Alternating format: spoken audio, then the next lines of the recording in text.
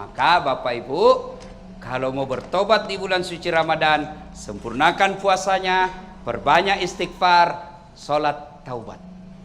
Waktunya Ustadz paling baik selesai sholat maghrib, Bapak ke masjid lebih awal, sebelum masuk waktu Isya, Bapak menunaikannya 2 rakaat minimal, 4 rakaat bagus, 6 rakaat itulah yang baik, terbaik. Kapan tobatnya Ustaz? Ketika sujud terakhir. Dengan catatan kalau mazhab Syafi'iyah jangan diucapkan, dalam hati saja. Boleh. Anggaplah ini dalam hati Pak, anggaplah ini ya, anggap. Karena kalau saya jelaskan dalam hati, Bapak tidak ngerti. Jadi anggap saja penjelasan saya ini dalam hati, ini doa. Sujud terakhir. Ya Allah, ampuni dosa dan kesalahan saya, ya Allah. Saya saat tadi di kantor hilap, ya Allah. Saya pegang tangannya sekretarisku. Dia pun memegang saya, ya Allah. Akhirnya kami baku remas-remas, ya Allah. Ya Allah, saya hilap, ya Allah. Saya hilap, ya Allah. Saya hilap, ya Allah. Ampuni saya. Ya lebih penting dari itu, ya Allah. Berikan saya kemampuan tidak mengulangnya, ya Allah.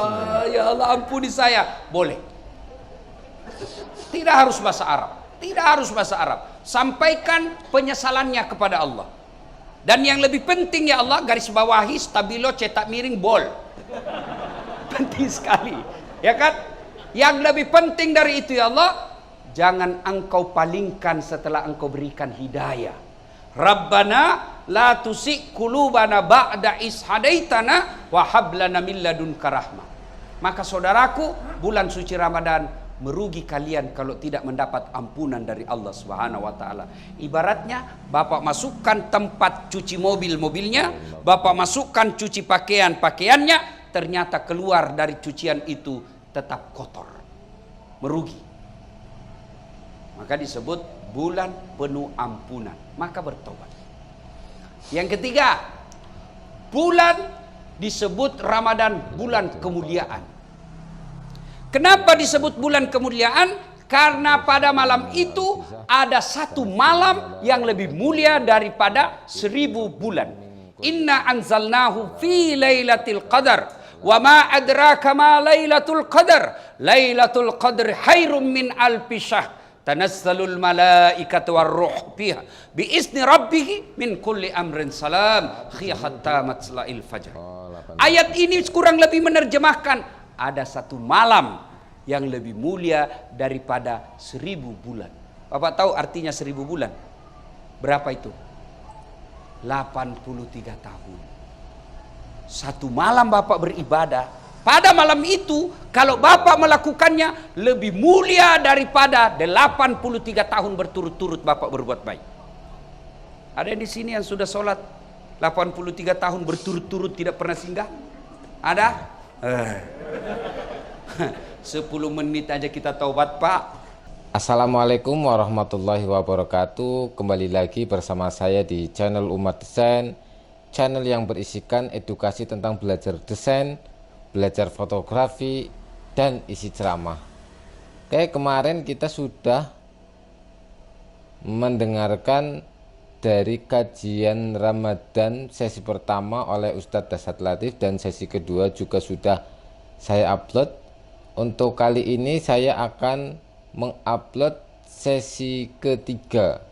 Untuk sesi yang pertama yaitu tentang adanya 2 istilah, ya, puasa ada 2 istilah yaitu siam dan saum. Nah, itu kita perhatikan ya. Untuk yang kedua itu berisikan tentang maghfirah, puasa adalah bulan ampunan. Nah, untuk yang sesi ketiga ini kita langsung dengarkan dari Ustadz Dasat Latif. Pulang sholat subuh dia bilang aliran sesat itu, Ustaz. Kenapa dia bilang sholat subuh 3 rakaat, Ustaz? Bukan 3 rakaat, sujud tilawah itu namanya dong. Ampun, lagi saya kesana, Ustaz. Kenapa dia panjang sekali bacanya Pak Imam, Ustaz? Kenapa? Surah Yasin dia bagi 2. Itu harus surah Yasin atau Bapak sudah ampun. Maka tidak mungkin ada manusia mampu berbuat baik 83 tahun berturut-turut. Tapi jangan putus asa. Bapak melakukan kebaikan pada malam Lailatul Qadar itu lebih mulia. Artinya lebih tinggi daripada 83 tahun. Maka disebut malam penuh kemuliaan. Maka merugi orang yang mendapati bulan suci Ramadan tidak mempergunakannya dengan sebaik-baiknya. Bagaimana ciri-ciri Lailatul Qadar itu, Ustaz? Berbeda pendapat ulama. Ulama mengumumkan malam Lailatul Qadar itu turun mulai dari malam 17 Ramadan sampai dengan akhir Ramadan di setiap malam ganjil. Berarti 17, 19, 21, 23, 25, 27, 29. Diringkas lagi oleh mayoritas ulama 10 malam terakhir malam ganjil. Berarti 21, 23, 25, 27, 29. Mereka ringkas lagi jumhur ulama. Artinya mayoritas ulama berpendapat Lailatul Qadar itu ditengarai jatuhnya di 27 Ramadan. Makanya kalau orang umroh itu Pak, malam 27 Ramadan itu bisa ratusan juta. Kenapa? Karena di situ malam spesial. Ibaratnya toko Grand, apa tuh? Grand Sale, apa? Ya itulah dia. Iya, karena mau juga gaya-gaya ini salah-salah Pak. Iya kan? Dapat diskon besar. Saya mau baju ini, pada saat saya datang harganya 100.000. Maka saya cari kapan waktunya dia diskon. Begitu besok saya datang, yang tadinya 100.000 tinggal 10.000. Tentu bodoh saya ketika saya tidak beli pada waktu itu. Kenapa? Harganya diskon besar, kualitasnya sama, masa saya tidak beli? Maka bulan Ramadan, keliru orang yang tidak mendapatkannya, berlomba-lomba, berpastabikul khairat menyambut malam Lailatul Qadar itu. Apa yang dilakukan Ustaz? Segala kebaikan. Bapak yang punya duit, tunggu Lailatul Qadar dengan malam itu bersedekah. Bapak tidak punya duit, tunggu Lailatul Qadar dengan cara apa? Tadarusan. Baca ayat suci Al-Quran. Sudah baca ayat suci Al-Quran, salat lail, salat tengah malam. Salat lail itu bisa bermula dari apa? Bapak salat sunnah wudhu dulu. Sudah salat sunnah wudhu, Bapak lakukan lagi apa? Salat sunat hajat. Sudah salat sunnah hajat, tambah lagi salat tahajud. Sudah itu tutup dengan witir. Witir minimal 1 rakaat, boleh maksimal 5 rakaat. Yang penting ganjil. Sudah itu masih ada waktu menunggu waktu subuh. Apa yang kita lakukan? Zikir. Subhanallah, alhamdulillah, Allahu Akbar, la ilaha illallah, huwallahu Akbar. Yang penting zikirnya jangan buru-buru. Banyak orang zikir tidak jelas zikirnya, seolah makan pisang goreng panas. Apa artinya itu Mas? Sebelah. Dia bilang Dullah. Apa kau panggil saya? Siapa panggil? Itu saya dengar tadi Dullah. Ayo ibu bapak saudara-saudara sekalian. Maka masuk Ramadan, nantikan Lailatul Qadar. Berikutnya, Ramadan malam dikabulkannya doa-doa umat manusia. Bahkan Allah malu tidak mengabulkan doanya orang-orang yang berdoa pada malam itu. Berdoalah. Bapak mau naik pangkat, tidak usah cari muka sama kepala kantor. Tidak usah. Biar kepala kantor senang, kalau istri beliau tidak senang, tidak jalan es kamu. Serius. Ayo, ngapain cari muka sama kanwil? Ngapain cari muka sama menteri? Mereka ada masa jabatannya. Kalau Allah yang melindungi kalian, satu dunia mau menjatuhkan tidak akan mampu. Satu dunia mau memuliakan kalian, Allah yang jatuhkan, jatuh kamu. Maka daripada cari muka sama manusia, mending Anda minta kepada Allah Subhanahu wa taala, berdoa. Doa tidak harus pakai bahasa Arab. Bapak Ibu yang saya muliakan, saya bukan mau takabur. Ini hanya saya mau tunjukkan bagaimana hebatnya kekuatan doa. Lihat itu gelarnya Ustadz Dasar, yang selalu salah-salah disebut tadi MC. Coba lihat gelar saya, Doktor 2 Pak. Kalau dokter disiplin ilmu yang bersamaan tidak istimewa Pak. Disiplin ilmu yang berbeda. Oke, disiplin ilmu yang berbeda, tapi kalau negara yang sama tidak istimewa Pak. Ini disiplin ilmu yang berbeda, negara yang berbeda, waktu yang sama. Orang bilang tidak masuk akal. Sampai saya difitnah waktu itu, tidak kuliah itu, bohong-bohong aja itu. Saya tidak balas Pak, saya cuma share saya punya ijazah. Nih loh ijazah saya. Itu doktor dalam negeri. Kalau Bapak lihat gelar PhD, itu insya Allah dari luar negeri itu.